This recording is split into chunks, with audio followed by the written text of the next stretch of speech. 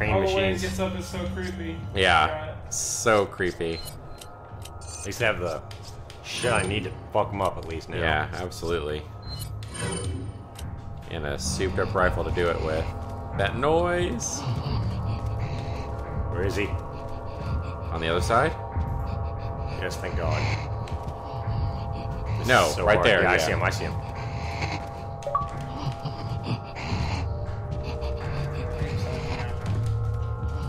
Oh God, he's like Yeah. messing around.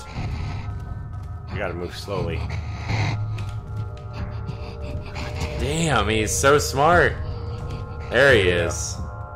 I can just get him Come on, once. commit.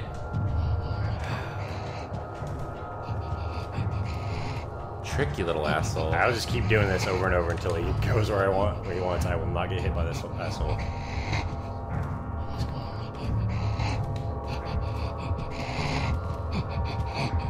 Where is he? It's like so damn tense. He's pacing back and forth. Yeah, it's like he won't commit. You're gonna have to get him over the halfway point, Dill, or he's gonna turn around. There you go. I can run away if I want. See if I can take him. Only 3. Damn it. Down at least. Yep. Fuck There off. you go. Fuck off. There it is. So fucking tense. My heart's racing. You know how many times I've played this game? My heart is racing. Yeah. Jeez. Okay, so they stay the next night and nothing happens. About 1 in the morning, they're outside getting drunk and telling ghost stories. Someone is finishing some too spooky story. I don't remember what it's about. The smell comes back, and it's so strong that one of the girls literally starts vomiting. I stand up and you can actually feel how clammy the air is. Say, we should get inside, this isn't right, and we should have just left. We all go back inside and we're just standing around. My cousin keeps going on about how it's the goat man, and my cousin Rooster tries to shut him up, and all the while I'm just feeling that something's wrong and I can't figure out what it is. We end up sitting in there for a while, and the smell is just as strong, and we're terrified and all huddled in this camper. We end up cooking brats for everybody because nobody wants to go outside, and it's one of those packs with 4 brats. Right there, I think. We have a total of 3 packs, so I grill them up on the stove and give everybody a hot dog, and I get mine. After a while, one of my cousins gets up and goes over to the pot to get another one. Starts grumbling about how I get 2 brats and everyone else only got 1, and I look at him like he's stupid. And I tell him that everybody only got 1 because there were only 12 brats. If he wants more, he should open up a new pack and cook some more. That's when the girl that had been out with Rooster and Tan just starts screaming, "Oh Jesus, oh Lord, get it out." Ooh. She's crying and shivering, and then it dawns on the cousin standing up, what is wrong? Me and him both glance around the room, and I feel my heart just sink. I run out of the cabin, and the girl runs out with us. The trailer door banging against the side of the trailer as everybody books out of the cabin. One of my cousin's friends asks us what's wrong, and I start counting. There's only 11 of us now. I shit you not, my cousin verified. There have been 12 people in the cabin. But being that everybody didn't really know each other that well, nobody had really noticed the whole time that there was an extra person. Oh, shit. Yeah. And then I realized earlier that I kind of noticed something was off. You know, when you're just dicking around and having a good time, you don't sweat the smallest stuff. You just don't always keep track of certain stuff. I'm dead sure that someone else had been in the trailer with us, and that they had been there for at least a day eating with us. What makes it worse is I could figure out which... what makes it worse, I could figure out which one, because I don't think anyone ever actually interacted with the other person / the goat man. The girl kept praying to Jesus. We're all sitting outside. Eventually we get big-ass sticks and go back in the cabin, but there's nobody in there. We count again, and there's 11 people. We go back to the trailer and lock the door. We explain what happened, and the girl says she's realized too, and that when he was about to say something, the person sitting next to her grabbed her leg hard and leaned over toward her and something that she couldn't understand.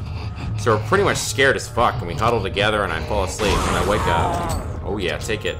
The sun's coming up, and half the people are asleep, and the other half are packing our shit up. We all want to walk back home, but like 4 people want to stay until the sun's all the way up. And some people just think we're fucking around and still want to stay at the trailers. I just want to get the fuck out of the woods. The girl's name was Kira, and the other one, the one that the goat man had touched. Anyway, I asked her if she really thinks it was something bad, and she says she just wants to go home and she doesn't want to be in the woods alone for another night. So we decide to split up. The 4 that want to go can go, but I have to stay because I have the keys to the cabin, and it's my uncle's, and I have to lock up. I'm super pissed at this point because I feel like people aren't taking this shit seriously, and I definitely don't want to be out in the woods for another night. I spend the rest of the day trying to convince the rest of the people, now 4 girls and 4 guys, to get the fuck out of Dodge. Tanner leaves with them to go get a rifle and says he's going to be back. So there's just 7 of us left by 4 p.m.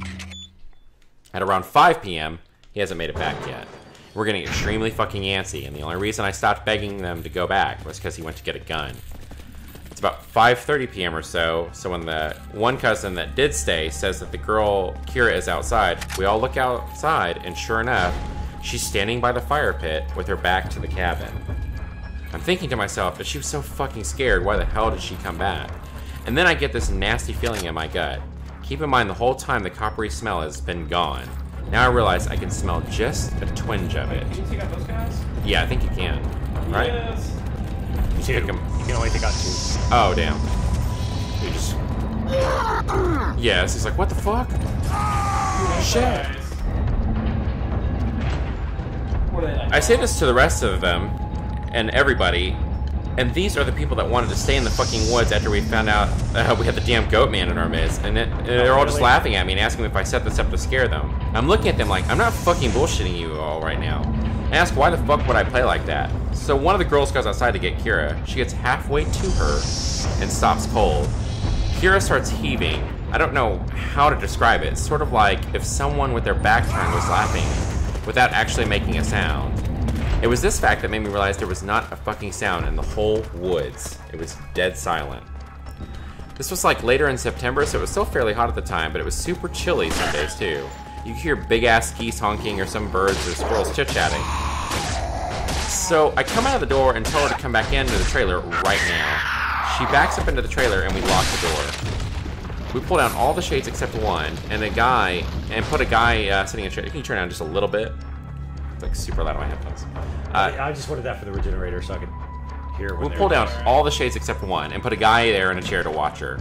She stands there for another 20 minutes or so. The guy turns to say she's still there, and then there's a huge fucking bang on the door. We all jump up and scramble around the living room to the trailer, and the banging is super loud. So now my cousin is holding one of the girls, and the other 2 are kind of giggling with nervous laughter, and me and the other 2 guys are shitting bricks. Then we hear Tan. He's screaming, "Let me in, stop playing." So we go over the door and open it, and he stumbles in with a rifle. There's nobody else outside. Evidently, he walked up to the campsite. Nothing weird happened in the forest, but he'd seen a girl. Mind you, he said it was not Kira standing there. When he had gotten to the edge of the clearing, she had turned toward him with a slack-jawed look and just stared him down, slowly tracking him as he walked outside the camp at the clearing walked outside the clearing towards the camp. He said it wasn't until he was almost halfway to the trailer he had realized that she was getting closer to him. She had started off by the fire, and without him even seeing her move, she had been turning, inching closer. He said he just ran the rest of the way back to the cabin thinking it would open, and when he got to the door, it was locked. He turned, and it was about half the distance to the door. He looks around the room and gets super pale. He pulls me to the side and whispers in my ear, "You know there are only 7 of us in here, right?" I get that feeling of when your stomach drops to your nuts. God, this guy is so fucking funny, the way he wrote this. It had been back inside the trailer when we were going out, while we were sorting out who was going where, and then when we all went outside to talk earlier that day, it has just slipped right back in. It doesn't make any sense to me. All right, we looked. Yeah, we looked out the window and there's nobody there, so we recount everyone, and then basically I go over and I ask everyone how many people were here earlier, and everybody says 8. I say, "Oh shit. Well, how many are here now?" And they do the count and they realize that only 7 people are in the cabin. So Tam brought a couple boxes of ammo and his rifle, and he told his dad that there was some kind of animal in the forest because he didn't think his dad would believe him if he said it was Goat Man. Says that his cousin's supposed to be coming down in a few hours, and that in the morning we can all go back to his place and his cousin will drive us home. Now I'm really terrified because but at least I feel better because we can be American and shoot the shit out of whatever it is if it comes back. But then my cousin gets into this huge argument with one of the girls because she thinks that I'm trying to be funny and prank them, and that she's getting really scared and that I'm not funny. He keeps telling her I'm not that kind of person, and she says, "Well, how do we know the girl wasn't just Tanner in a wig? Or if it's really the Goat Man, how do we know that this is the real Tanner and that the Goat Man didn't just kill Tanner in the woods and take his gun?" So we fucking get into a huge argument about this, where me and Tan are like, we could seriously be in danger because at the very least someone's been sneaking themselves into our fucking trailer without us knowing and mingling with us. I have no idea what's going on anymore. This was like a famous story too from like 4chan. So I'm like trying to find at parts it's creepy, but like it's so poorly written that I'm like having a hard time. Yeah, I have a hard time following it. It's like, you know, it's like some people were here the other day and then some people were here the next day, and I'm just having a hard time following what's happening to some people. It looks like there's always an extra person and then that person disappears, I think. So let's see where you want to see where it goes.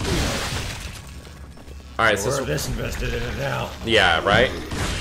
So one of the girls is crying and saying she wants to go right there, and we're trying to tell her we shouldn't because none of us are walking through the woods in the middle of the night. At this point, the sun's starting to go down and it's getting a little cloudy out. We eat something and we turn on the radio for a while, and we can't really get a station out there with anything decent. So we turn it off at about the time that Tan's cousin shows up. It's like 19, I think. At this point, the sun is just barely over the horizon, and he takes one of those heavy-duty lantern flashlights and another rifle. He walks up to the trailer, and we whisper to Tan, asking if he's sure that that's his cousin, and he says yes. The guy looks behind him and all around the camp, and then walks in. He kind of glances at all of us and looks a little confused. He says, "Where's your other little buddy at? I figured she would meet me up at the cabin. Is she a little slow or something?" He also asked whether we'd been cooking blood in the cabin because it smelled like blood. Oh my, that's the third one. Hot pans all the way up the trail. We were all fucking like, nope. But then we asked him about what the hell he was talking about with the girl he saw. He said he'd come down the same trail Tan had been using, and he'd come up on one of you guys' buddies standing. I got you. What happened? He scared the shit out of me. I was looking I around, just pretended and he to just go. like Oh, he shit. like jumped. Standing in the middle of the trail looking at him all slack-jawed. He'd asked her a bunch of Help, questions. to be honest with you, I feel like better now. Yes, there you I go. was creeped out. So the cousin came across this girl in the woods, and he asked her a bunch of questions, and all she did was look at him. Then she smiled at him, and he said he kept walking. She couldn't seem to keep up with him and kept lagging a little behind him. And he said he'd asked her if he was hurt or something, and if she needed any help, but she just continued to stare. Eventually, he had been walking and turned around a bend of the trail, but when he turned around and went back to see if he was okay, the trail was empty. He had assumed she had taken some sort of shortcut through the woods to our trailer. We tell him the whole story of what's been going on. I half expected him to say we're full of shit, but he just listened and then sat down on the couches in the living room. Tanner's cousin gets back to the girl. He says when she had kept trying to lag behind him, it kind of weirded him out, so he tried to keep her in front of him. But no matter how slow he walked, she was always lagging a little behind. And that he smelled this nasty smell, and it got stronger as he got to the camp. Eventually it got really strong. She had said something really low that he didn't catch, and when he turned around, she had been right the fuck up on him, and he stepped back from her. It was at this point he asked her if she was okay, and she wasn't. And if she wasn't, he could carry her back the rest of the way, and she just kept staring. Iron Maiden. The Iron Maiden, yep. Fucking T4 nose.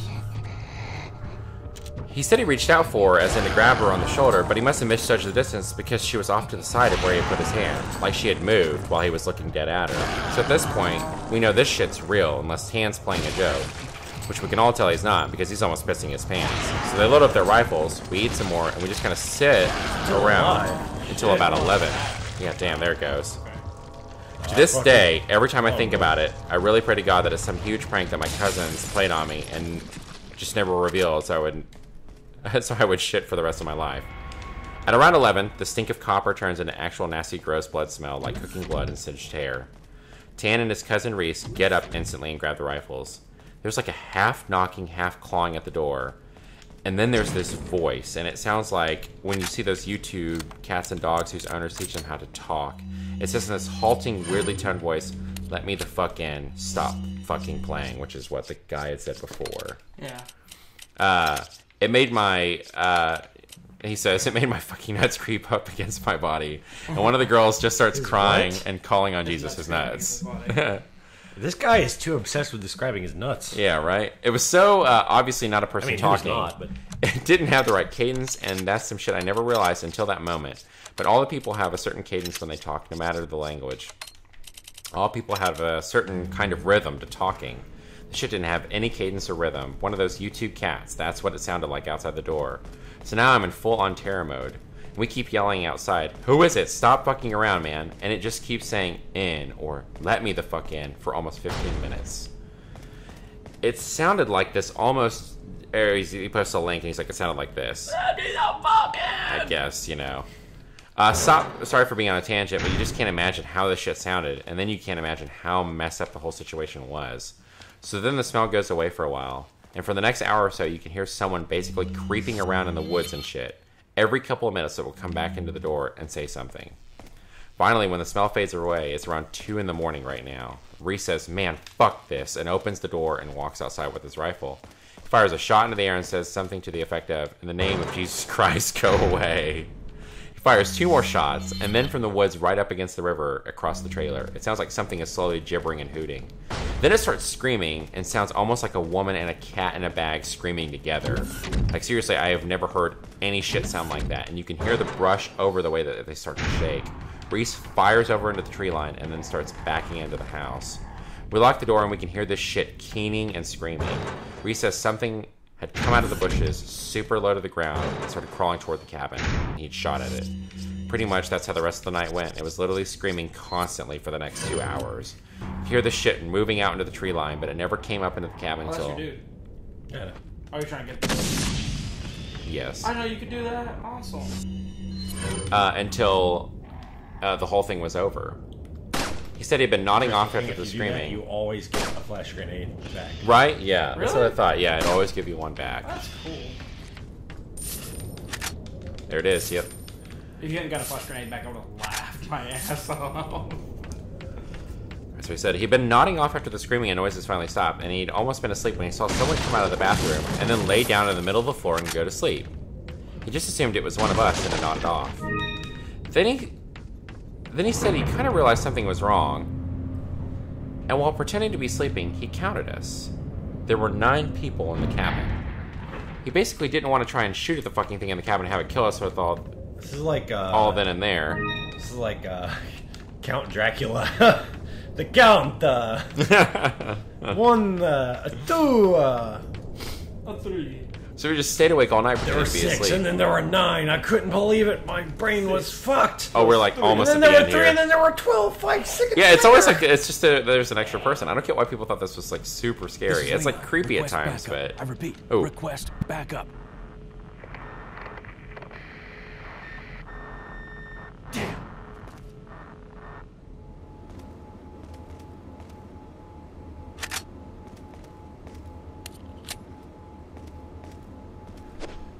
You always I'm just gonna say read these down. post-it notes.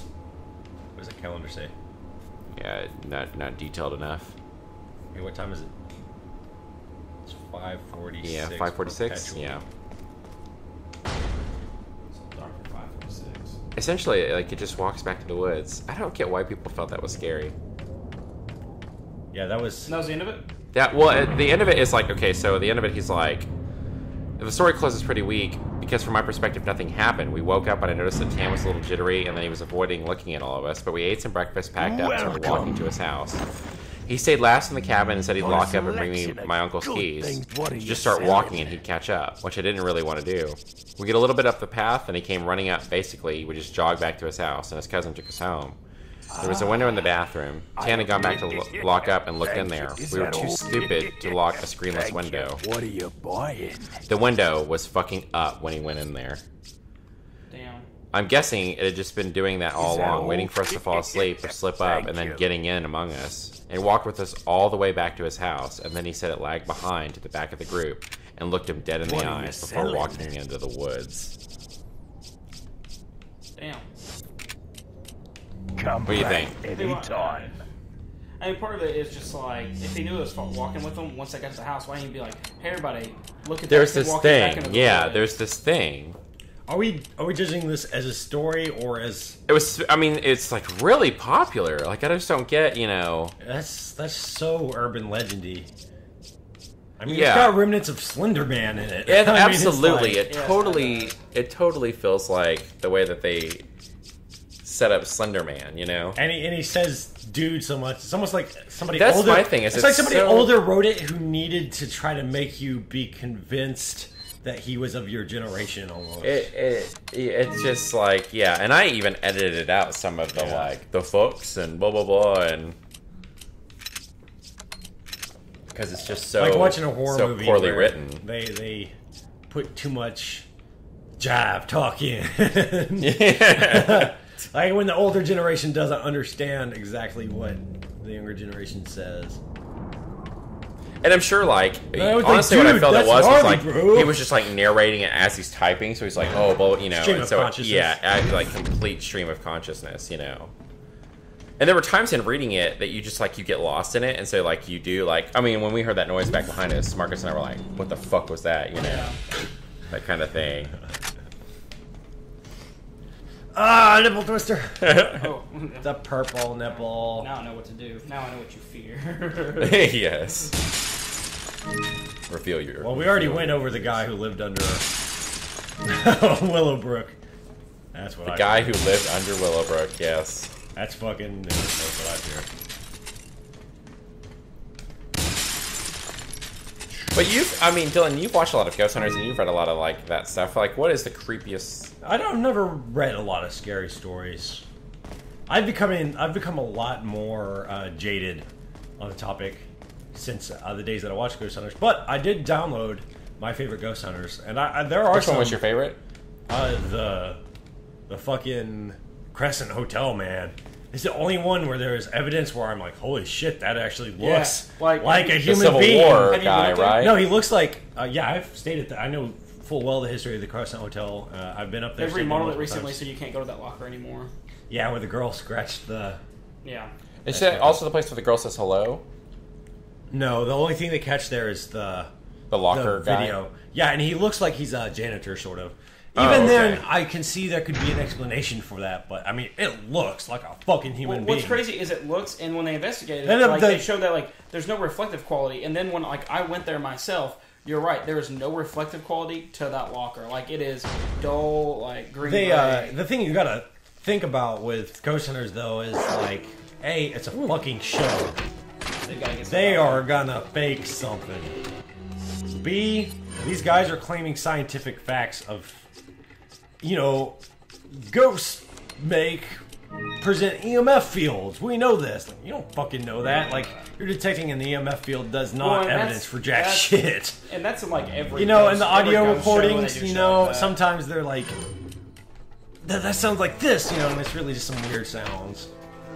But the Crescent Hotel and the Lighthouse one got my blood boiling. The lighthouse one with That the one shadow. is freaky because you can hear it on the video camera, not on tape later. Yeah. Like, actually, you can hear kids in the distance. And that one, like, made tears go to my eyes. One that Whoa. shadow just like Yeah, that's just... looks up. I feel like that could like, be explained by something, even though it was creepy. But just the voices in that was probably the creepiest thing I saw in Ghost Hunters. One of those was there in this prison, and they saw like something like translucent get up, and like I could see that being done like with CG stuff too. But at the same time, like if it's legit, it was pretty cool because it was real. One simple. thing that is to be said, I feel like those guys are genuinely trying to debunk. And there's actually one episode where they find somebody had fucked with their cameras, and they were like, somebody fucked with their cameras, and they were pissed because Was it like a hotel or was it on the ship? it was on a Where ship, and they were fucking with the sheets, trying to make it look like the sheets had moved. Yeah, I remember that. And I remember the look in the face that they were genuinely pissed. someone messed with their cameras. Yeah, did an old school someone camera got trick. in, someone got in behind, turned the camera off, like went and set the little thing up on the bed, turned the camera back on. So like since it was staying in one place, it didn't look like it had missed anything. But I guess something about like when One of they the look guys back- was look- really into old school special effects. Was like, that's bullshit, and just debunked it right there. And that's what I do like about Ghost Hunters. They seem pretty like legitimate, and they spend a lot of time being like, "No, this is." Because Taps' job is to disprove it, right? That's what Yeah. they are trying to do. Always disprove before proof. But since they're all believers too, you gotta take it with a grain of salt that they're still They want to find that stuff. they still believe it's true, so they're not approaching it from a skeptic's point of view. They can never truly do that. Yeah. You think that that would be a good program if like a skeptic went out and hunted the? I don't think any ghost hunting program should Or be attract- taken for anything more than entertainment. Yeah. It's entertaining. I enjoy watching it. It can Yeah. scare you, but I mean, you don't take it The for thing anything is, more than like you said, like it's not like really like looking for all that stuff. It's not scientific. They're like, oh, I think this comes up with results that make us look good, like these different scientific things make us look good with these results, but there's no real science behind it. It's guesses and leaps as far. There as are some audio clips they get sometimes. Where Audio- I'm like, audio- that's There's no fucking Gene creepy. here. That one is good, but also, where is that bitch? Yeah, that that one was. is good. Tell That the was- backstory to that one, Dylan. Well, that one happens in some hotel. I don't remember. I'll rewatch the episode and get back to you with that, Tom. I think It was like the guy had like chained someone up It to was a a radiator hotel. or something, right? It was a hotel. I think it was like kind of an old west setting in Arizona or something.